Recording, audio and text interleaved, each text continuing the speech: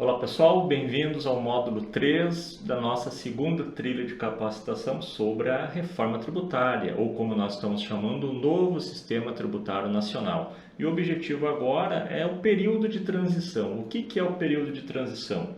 Entre 2026 e 2032 haverá uma migração gradativa da implementação dos novos tributos, inicialmente de forma experimental e, num segundo momento, substituindo os tributos antigos. Para os profissionais que trabalham diretamente com tributos, como os contadores, o sistema tributário atual, acrescido das novas regras do novo sistema, será mantido por um período de transição.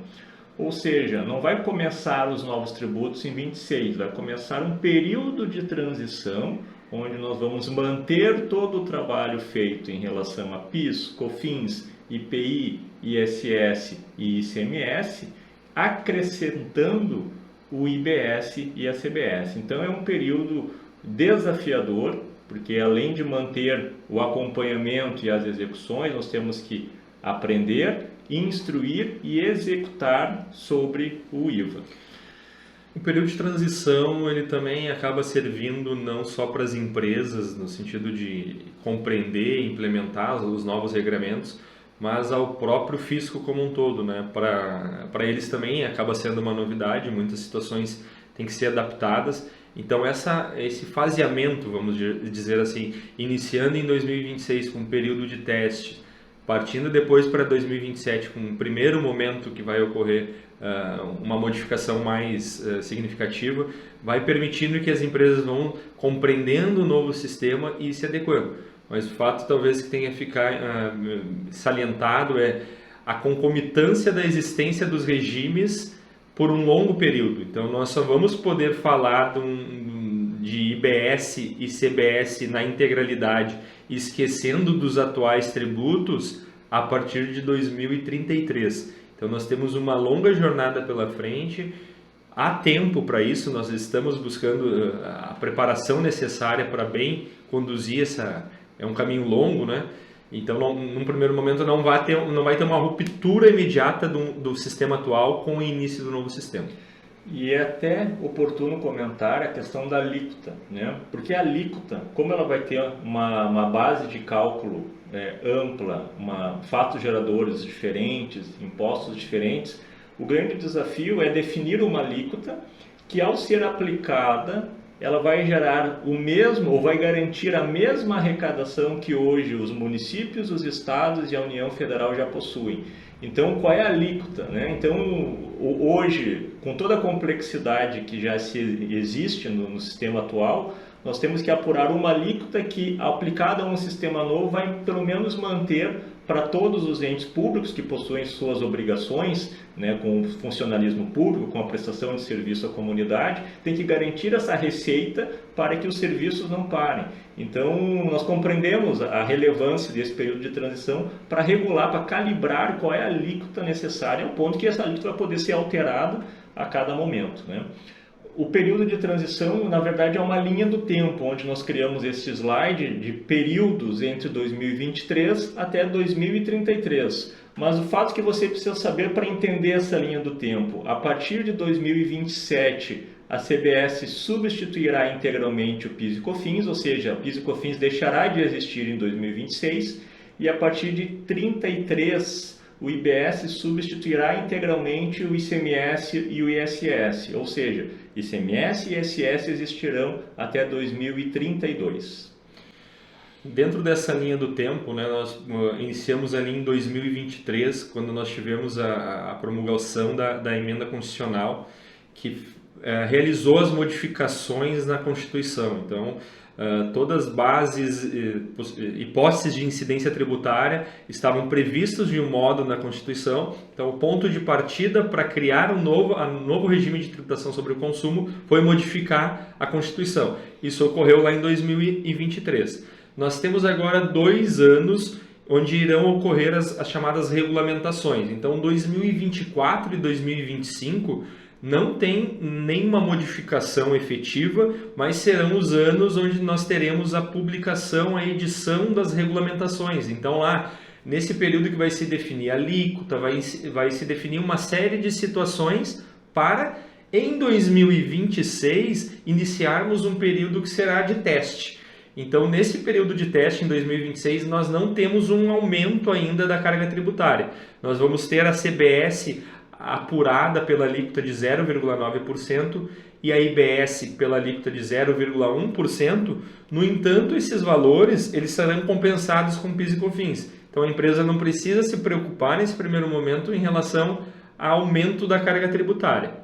O que for pago de IBS e CBS nesse período vai ser compensado. Então vai ser aquele período que vai servir para a gente entender como que vai funcionar nos documentos fiscais, os novos campos, quais serão as novas preocupações na hora de definir um valor de venda. Então é um período, em 2026 é uma fase muito importante. Adaptações de sistemas também, né? Porque hoje os sistemas estão regrados para alguns impostos e também precisarão ser acrescidos de novos campos para definir as tributações dos novos impostos, né?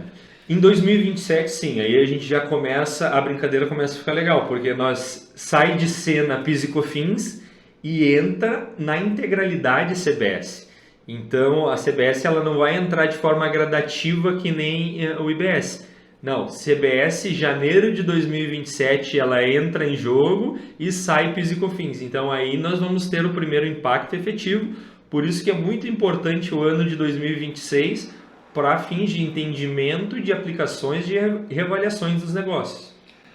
Tem também a questão do IPI, né, que também a partir de 27 e 28 o IPI vai para a alíquota zero, salvo aqueles produtos que precisam de um incentivo, né, que são produzidos na Zona Franca de Manaus. Então esses produtos terão IPI quando não produzidos lá, justamente para valorizar aquelas regiões. E também poderá ter a criação do imposto seletivo, né, que é aquele imposto destinado a produtos que teoricamente causam mal à saúde. A gente pode usar como exemplo aqui o cigarro, né? Então o cigarro, o próprio imposto seletivo, ele não vai ter um papel tanto de arrecadação, ele tem um papel de evitar o consumo, induzir para a redução do consumo daqueles produtos, né? 2027 e 2028 também é importante mencionar que segue o período de teste da IBS. Então, o IBS segue no seu 0,1%, aquele mesmo 0,1% que foi iniciado lá em 2026, e o que for recolhido de IBS vai se reduzir lá da CBS. Então, em relação a IBS, em 2027 e 2028, seguimos com a alíquota de teste. Em 2029, começamos a ter a redução em 10 pontos percentuais do ICMS e do ISS, ou seja, o ICMS apurado, e aí nós não sabemos se é sobre o débito, sobre o saldo credor, sobre o saldo devedor, porque não tem a regulamentação ainda. Mas, teoricamente, aquilo que foi apurado de ICMS a pagar vai ser reduzido. Eu vou pagar somente 90% desse ICMS, mas, em contrapartida, vai ser calibrado mais na alíquota do IBS. Então, vai começar um período de migração dos impostos antigos para os impostos novos. E nós temos de 2029 a 2032 indo de forma gradativa. Cada ano que vai passando vai aumentando essa progressividade de substituição, até que chegamos lá em 2032, o último ano de ICMS e ISS. 2033 iniciamos com o IBS implementado na integralidade, com a extinção de ICMS e ISS. Então é um caminho longo, a gente está falando que não é uma corrida de curto trajeto, e sim é uma maratona.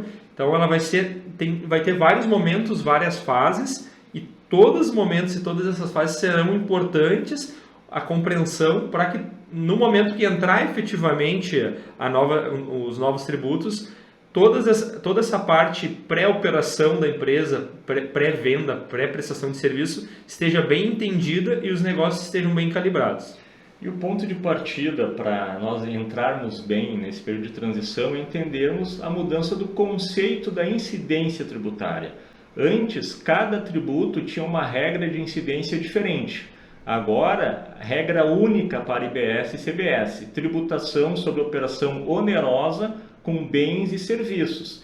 Veja bem, o bem ela é mais abrangente que mercadoria. Bem pode ser equipamento, pode ser imobilizado, pode ser Qualquer coisa que envolva não necessariamente algo que eu comprei exclusivamente para vender, né?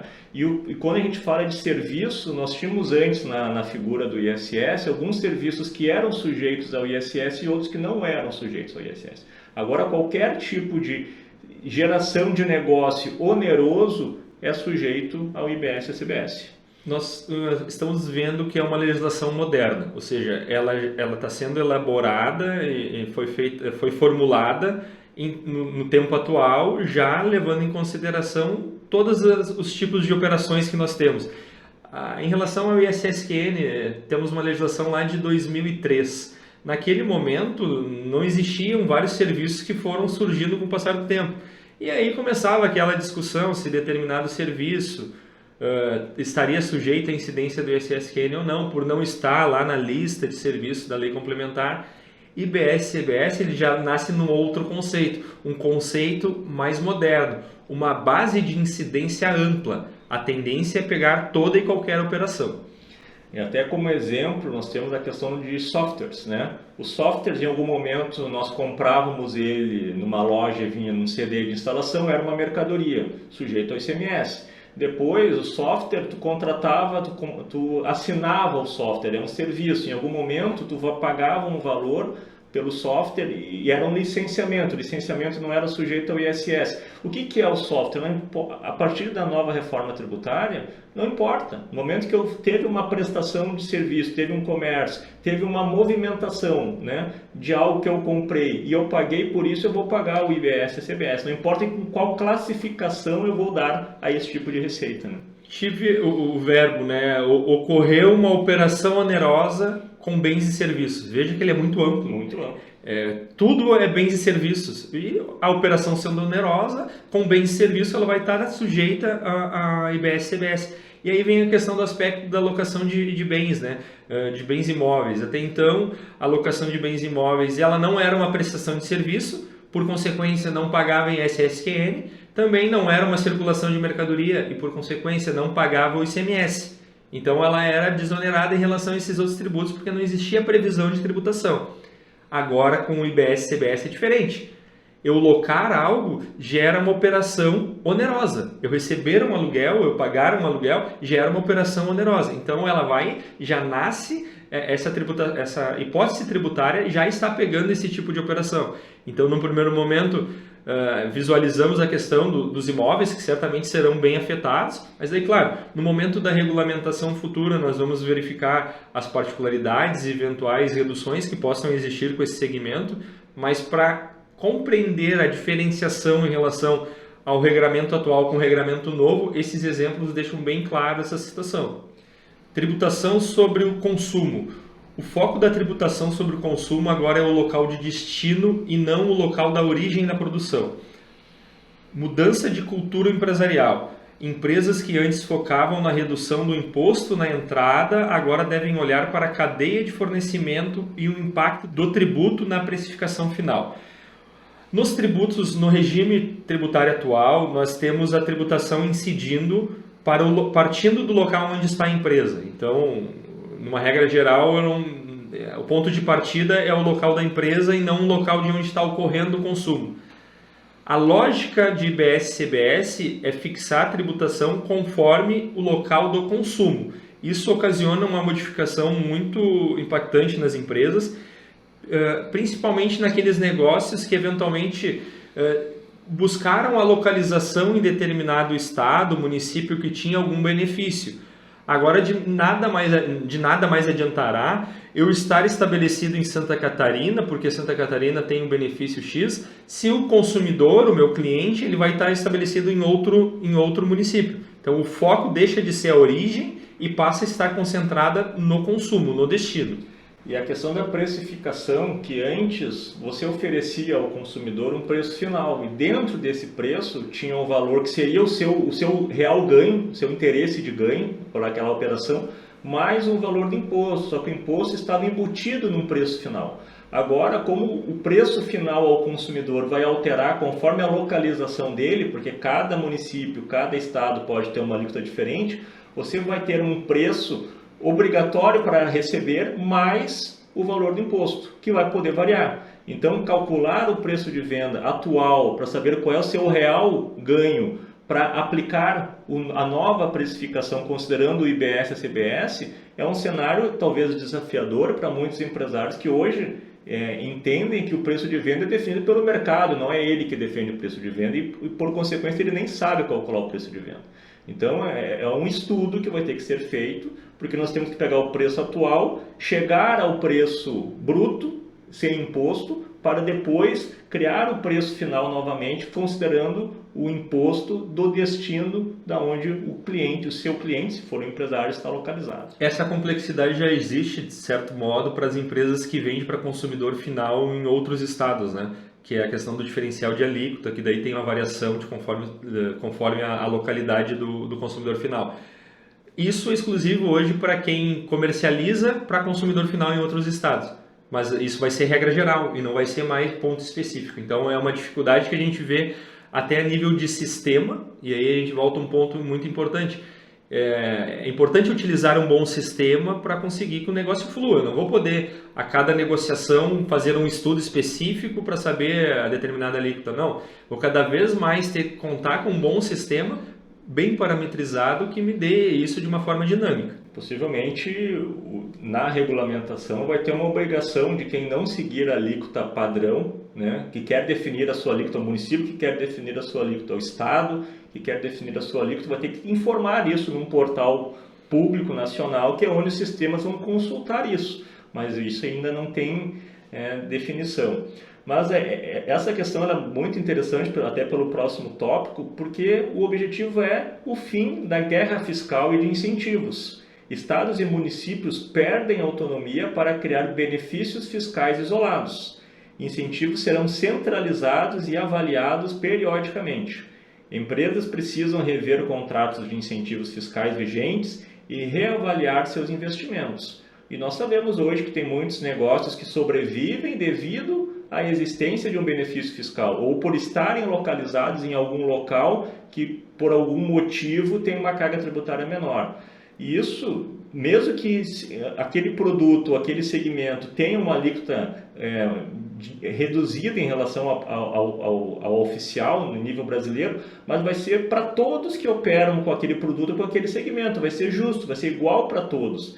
Então sim, tem que avaliar muitos casos que as pessoas hoje se usufruem para sobrevivência com algum benefício fiscal. Um ponto que até nós colocamos como interrogação seria a maior complexidade nas obrigações acessórias. No regime atual temos 4 tributos, PIS, COFINS, ISS e ICMS, e 4 obrigações acessórias, o FD, PIS, COFINS, o FD, ICMS, a GIA e uma DMS a nível municipal. Com a reforma, será possível unificar em uma única obrigação acessória? Isso ainda não sabemos. Durante o período de transição, aumento de apurações e obrigações para os escritórios de contabilidade, fizemos esse questionamento porque durante o período de transição, que vai até 2032, teremos uma concomitância dos regimes. Então, além de manter as obrigações dos regimes atuais, teremos que fazer as obrigações dos novos regimes, das novas apurações. Então, a tendência é que, pelo menos nesse período de transição, tenhamos uma maior complexidade para talvez, após os novos tributos implementados na integralidade, ter uma simplificação. Mas vai ser um momento bem interessante que nós vamos ter que bem conduzir essa situação. Enfim, fechamos mais este módulo do nosso treinamento e o próximo nós vamos falar do impacto nas estruturas das empresas, tá bom? Até mais!